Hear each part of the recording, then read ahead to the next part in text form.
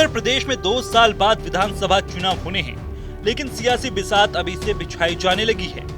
BJP छोटे छोटे दलों को मिलाकर सत्ता की हैट्रिक लगाकर इतिहास रचना चाहती है, तो सपा ने कांग्रेस के साथ हाथ मिलाकर अपनी वापसी करने की जुगत में है। ऐसे में आजाद समाज पार्टी के प्रमुख चंद्रशेखर आजाद एनडीए और इंडिया गठबंधन से अलग 2027 के लिए अपना सियासी ताना बाना बुनना शुरू कर चुके हैं। सपा की तर्ज पर आजाद समाज पार्टी ने दलित, पिछड़ा और मुस्लिम फॉर्मूले को अमली जामा पहनाने के साथ साथ एक अलग गठबंधन बनाने का प्लान बनाया है। सोमवार को लखनऊ में पूर्व मंत्री स्वामी प्रसाद मौर्य से मुलाकात कर चंद्रशेखर ने नया गठजोड़ बनाने के संकेत दे दिए हैं। इस तरह से थर्ड फ्रंट बनाने की दिशा में अपने कदम बढ़ाते नजर आ रहे हैं। नगीना से लोकसभा सांसद चंद्रशेखर आजाद इस बात को बखूबी जानते हैं कि इंडिया गठबंधन में उनकी एंट्री नहीं होने वाली और बीजेपी की अगुवाई वाले एनडीए गठबंधन में वो नहीं जाएंगे। मायावती पहले ही उन पर निशाना साधकर बता चुकी हैं कि बसपा के साथ उनकी दोस्ती किसी सूरत में संभव नहीं है।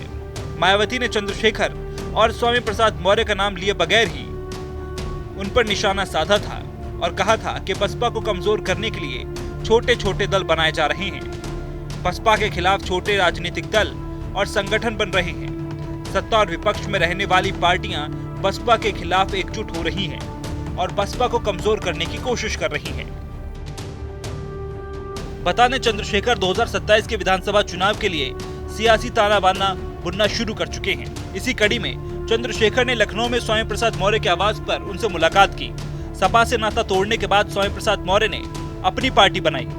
स्वामी प्रसाद और चंद्रशेखर दोनों ही मजबूत सियासी ठिकाना तलाश रहे हैं, लेकिन कोई रास्ता न देख आपस में हाथ मिलाने को तैयार है।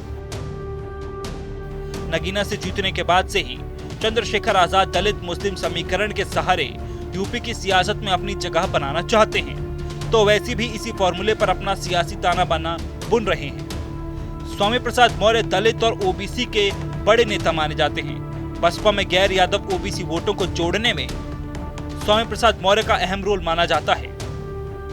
इसके अलावा चंद्रशेखर आजाद सपा की तर्ज पर पिछड़ा, दलित और अल्पसंख्यक फॉर्मूले पर आगे बढ़ रहे हैं। पिछले दिनों चंद्रशेखर ने अनुसूचित वर्ग से डॉक्टर भीमराव अंबेडकर और काशीराम के मिशन को मजबूत करने का सहयोग मांगा, तो पिछड़ों और मुस्लिमों से एकजुट होकर सम्मान वापस पाने के लिए साथ आने का आह्वान किया।